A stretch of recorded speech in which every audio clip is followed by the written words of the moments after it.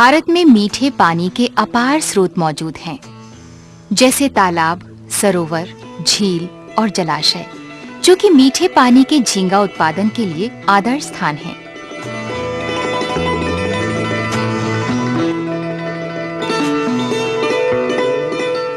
मीठे पानी की मछलियों जैसे कार्प की तुलना में इनकी कीमत अधिक होती है, इसलिए इनका उत्पादन ग्रामीण मछली पालकों की आमदनी बढ़ाने और आर्थिक स्तर सुधारने में सहायक सिद्ध होगा। मीठे पानी के झींगा को मौजूदा मछली तालाबों में प्रमुख कार्प मछलियों जैसे कतला और रोहू के साथ पाला जा सकता है, या धान की खेती में समेकित कर धान उत्पादन से आमदनी बढ़ाई जा सकती है। मीठे पानी के झींगा की सबसे बड़ी और तेज बढ़ने वाली प्रजाति मैक्रोब्रैकियम रोज़ेनबर्गी के नाम से जानी जाती है और इसे देश के व्यावसायिक जलजीव पालन दशाओं में सफलतापूर्वक अपनाया गया है। ये प्रजाति सामान्यतया स्कैम्पी के नाम से जानी जाती है और देश विदेश के बाजारों में इसकी अच्छी मांग है। ये शीघ्र ही बहुमूल्य विदेशी मुद्रा के अर्जन का प्रमुख स्रोत बनने वाली है। इसे कार्प पालन प्रणाली के एक घटक के रूप में आसानी से अपनाया जा सकता है या निर्यात के उद्देश्य से अकेले भी पाला जा सकता है। झींगा पालन के और अधिक प्रसार में एक प्रमुख समस्या तालाबों में संग्रह के लिए झींगा बीजों यानी पोस्ट लार्वा की पर्याप्त आपूर्ति का अभाव है। आने वाले वर्षों में कम से कम 2 लाख हेक्टेयर जल क्षेत्र के विकास के लिए 1000 करोड़ झींगा बीजों की आवश्यकता का अनुमान है। इस कमी को दूर करने और बीजों की आपूर्ति बढ़ाने के लिए क्या उपाय किया जा सकता है? इसका उत्तर सीफा के नाम से विख्यात केंद्रीय मीठा जल जीव पालन संस्थान के वैज्ञानिकों ने दिया है। ये प्रमुख संस्थान देश के मीठे जल में संवर्धन द्वारा जल जीवों का उत्पादन बढ़ाने के लिए प्रौद्योगिकी विकसित करने और उनके मानकीकरण में संलग्न है। 10 वर्षों के अनुसंधान के परिणाम स्वरूप संस्थान ने मैक्रोब्रैकियम रोज़ेनबर्गी प्रजाति के उच्च गुणवत्ता वाले बीजों के उत्पादन के लिए व्यावसायिक रूप से कामयाब अंडज उत्पत्तिशाला यानी हैचरी प्रौद्योगिकी विकसित की है। इससे हैचरी की श्रृंखला स्थापित होने की संभावना बन गई है। आइए बीज उत्पादन की प्रक्रियाओं पर निगाह डालते हैं। सर्वप्रथम प्रजनक झींगा यानी वयस्क नर और मादा झींगा का संग्रह किया जाता है। प्रजनक झींगा या केवल अंडाधारी मादाओं को नदियों की निचली धाराओं, संवर्धन तालाबों या प्रजनक झींगा तालाबों से इकट्ठा किया जाता है। सीफा में प्रजनक झींगा को कच्चे तालाबों में पाला जाता है। बीज उत्पादन के पहले चरण में प्रजनक झींगा तालाब से स्वस्थ मादा झींगा को चुनकर हैचरी लाया जाता है। इसके उदर के पृष्ठ भाग में धूसर अंडे मौजूद होते हैं। फिर मादा झींगा को 30 ppm यानी 30 भाग प्रति 10 लाख भाग फॉर्मेलिन से 30 मिनट के लिए वातन के लिए जम रहित किया जाता है। फिर इनका 100 से 150 ग्राम प्रति घन मीटर की दर से खारे पानी में अंडों से लार्वा निकलने तक संग्रह किया जाता है। पानी में 5 ppt यानी 5 भाग प्रति 1000 भाग लवणीयता रखी जाती है। लार्वा निकलने में 2 से 3 दिन लगते हैं। टंकी को प्रतिदिन साइफन द्वारा और हर दूसरे दिन 50% पानी बदलकर साफ किया जाता है। कांच के बीकर की मदद से प्रतिदिन लार्वा निकलने की जांच की जाती है। एक बार अंडों से लार्वा निकलने लगे तो ये प्रक्रिया 24 से 48 घंटे तक जारी रहती है। इसके बाद मादा को टंकी से निकालकर फिर से प्रजनक झींगा तालाब में छोड़ दिया जाता है। नए उत्पन्न लार्वा सूक्ष्म होते हैं और इन्हें जीवित रहने और बढ़वार के लिए 10 से 12 ppt लवणीयता वाले खारे पानी की आवश्यकता होती है। इसकी अलग-अलग आकृतियों वाली 11 सुस्पष्ट लार्वा अवस्थाएं होती हैं और इसे पोस्ट लार्वा बनने में 30 से 35 दिन लगते हैं। मादा झींगा को बाहर निकालने के बाद लार्वा पालन माध्यम की लवणीयता 12 ppt तक बढ़ा दी जाती है। लार्वा को उसी टंकी में पाला जा सकता है या पालन के पहले चरण में उच्च सघनता पर दूसरी टंकी में 10 से 12 दिन तक रखते हैं।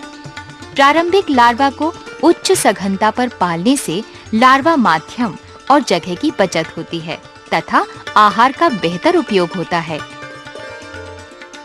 नए उत्पन्न लार्वा को पहले 2 दिन तक कोई आहार देने की आवश्यकता नहीं होती, क्योंकि ये पोषण के लिए अपने भीतर संचित पीतक पर निर्भर होते हैं।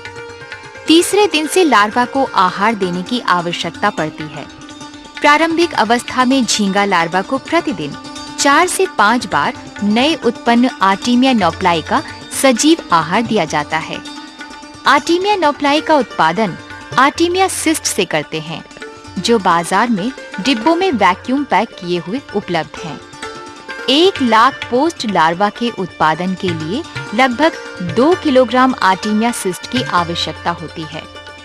आर्टेमिया नौप्लाई के उत्पादन के लिए सिस्ट को 1 घंटे तक मीठे पानी में रखा जाता है और फिर सोडियम हाइपोक्लोराइड द्वारा जन्म रहित करते हैं।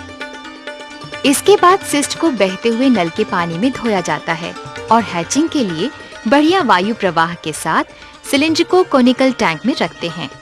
24 घंटे के बाद सिस्ट से आर्टेमिया नौप्लाई निकलते हैं, जिन्हें प्लास्टिक की बाल्टी से साइफन करके सिस्ट के खाली खोल और बेकार सिस्ट से अलग कर लिया जाता है।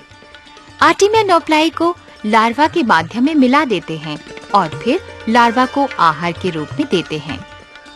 लार्वा पालन की तलहटी में जमे अतिरिक्त खाद्य पदार्थों और व्यर्थ पदार्थों को प्रतिदिन साइफन द्वारा निकालकर सफाई की जाती है। ये काम वायु प्रवाह बंद करके जहाँ तक हो सके शाम के समय पानी बदलने और आर्टेमिया नौप्लाई डालने से पहले करना चाहिए। लार्वा निकलने के 10 से 12 दिन बाद दूसरा चरण प्रारंभ होता है, जिसमें लार्वा को एकत्र करके अधिक सतही क्षेत्र वाले बड़े टैंक में रखा जाता है या 50 से 80 प्रति लीटर की दर से 2 या 3 टैंक में वितरित कर दिया जाता है तथा रूपांतरण तक पाला जाता है। लार्वा पालन के द्वितीय चरण में लार्वा को आर्टेमिया नौप्लाई और एग कस्टर्ड नामक गीला लार्वा आहार के रूप में दिया जाता है। एग कस्टर्ड बनाने के लिए मुर्गी का अंडा, मक्खन या दूध का पाउडर, गेहूं का आटा, मसेल का मांस, विटामिन और खनिज मिश्रण तथा कॉड मछली के जिगर के तेल को मिलाकर मिक्सी में पीसते हैं और फिर इस गीले पदार्थ को 15 मिनट तक भाप में पकाया जाता है। कस्टर्ड को 3 से 4 दिन तक प्रशीतन में रखा जा सकता है। कस्टर्ड को जालीदार छन्नी से विभिन्न कण आकारों के अनुसार छान लिया जाता है और इसका लार्वा के माध्यम में निलंबन बना लेते हैं। फिर इसे ड्रॉपर की मदद से लार्वा को खिलाया जाता है। 50% से अधिक प्रोटीन वाले गीले लार्वा आहार को लार्वा अवस्था के अनुसार प्रतिदिन 50 से 200 माइक्रोग्राम प्रति लार्वा की दर से खिलाना चाहिए। गीला आहार दिन के समय दिया जाता है। आहार देने का काम लगातार निगरानी रखते हुए सुबह तड़के शुरू करके दोपहर बाद तक करना चाहिए और बीच में 1 घंटे का अंतराल देना चाहिए। हैचरी में मुख्य समस्या पानी की गुणवत्ता को उत्तम बनाए रखने की है। हैचरी में पानी की गुणवत्ता चयापचयी पदार्थों के इकट्ठा होने और व्यर्थ पड़े खाद्य पदार्थों के सड़ने से खराब होती है। पानी की गुणवत्ता के प्रबंध का सर्वोत्तम तरीका प्रतिदिन पानी बदलना है, लेकिन ये केवल तटीय हैचरी में ही अपनाया जाता है। समुद्र तट से दूर स्थित हैचरी में हर दूसरे तीसरे दिन पीएच और अमोनिया की जांच के बाद पानी बदलना चाहिए। पानी की गुणवत्ता को सर्वोत्तम बनाए रखने के लिए तापमान, लवणीयता, पीएच मान और घुली हुई ऑक्सीजन की प्रतिदिन जांच करनी चाहिए। अमोनिया की जांच पानी बदलने से पहले करें। सफल बीज उत्पादन के लिए पानी का तापमान 29 से 31 डिग्री सेल्सियस के बीच रखें। लवणीयता 10 से 12 पीपीटी के बीच हो, पीएच मान 7 से 8.5 के बीच हो और घुली हुई ऑक्सीजन 5 ppm से अधिक होनी चाहिए। नाइट्राइट और अमोनिया 0.1 ppm से कम होनी चाहिए। सामान्यतया लार्वा 1 से 4 दिन में एक अवस्था पार कर लेते हैं। स्वस्थ लार्वा पानी की सतह पर तैरते हैं और बड़ी तेजी से आहार ग्रहण करते हैं, जबकि अस्वस्थ लार्वा टैंक की तलहटी में इकट्ठा हो जाते हैं। लार्वा उत्पन्न होने के लगभग 20 दिन बाद आमतौर पर 22वें से 26वें दिन के बीच 28 से 32 डिग्री सेल्सियस तापमान पर पहला पोस्ट लार्वा दिखाई देता है। 90% लार्वा अगले 10 दिन में रूपांतरित हो जाते हैं। पोस्ट लार्वा को इसके व्यवहार और रंग रूप में असाधारण बदलाव के कारण पहचाना जा सकता है। पहली बार ये नन्हे वयस्क झींगा के समान दिखाई देते हैं और तेजी से तैरते हुए टैंक की सतह पर रेंगते हैं या चिपक जाते हैं। पोस्ट लार्वा का उत्पादन सामान्यतया 35 से 40 प्रति लीटर के बीच होता है और ये चक्र 35 से 40 दिन तक चलता है। लार्वा के पालन में रूपांतरण से पहले और बाद की अवस्थाएं नाजुक होती हैं। विभिन्न प्रकार के आधार उपलब्ध कराकर स्वजाति भक्षण की समस्या न्यूनतम की जा सकती है।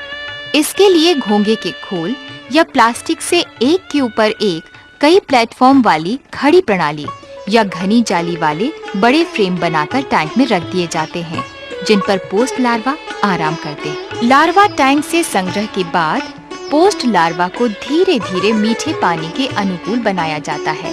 प्रारंभ में पोस्ट लार्वा को 5 पीपीटी के माध्यम में 24 घंटे तक रखा जाता है और फिर इन्हें 24 घंटे के लिए 2 पीपीटी में रखते हैं।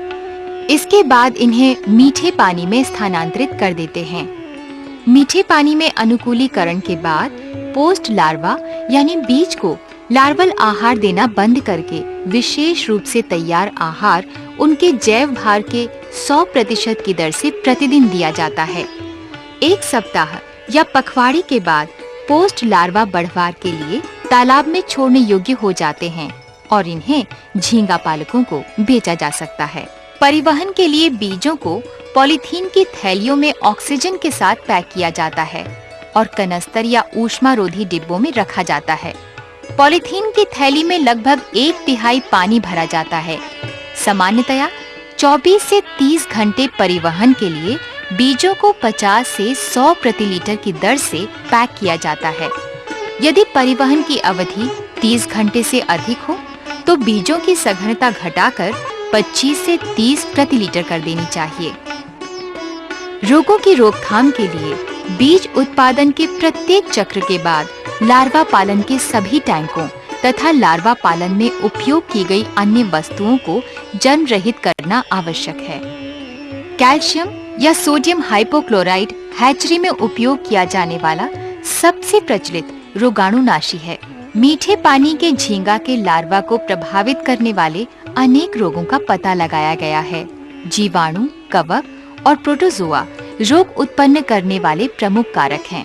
रोग की समस्या आमतौर पर इन कारणों से उत्पन्न होती है: टैंक में साफ सफाई में कमी, पानी का अपर्याप्त बदलाव, आहार की गुणवत्ता या मात्रा में कमी और ऑक्सीजन की कम उपलब्धता। सिफा द्वारा इस उपलब्ध टेक्नोलॉजी से 20 लाख बीज की वार्षिक उत्पादन वाली मीठा जल झींगा की हैचरी करीब 15 लाख रुपए की शुरुआती लागत से लगाई जा सकती है, जिसकी बिक्री से वर्तमान मूल्य पर करीब 10 लाख रुपए कमाए जा सकते हैं।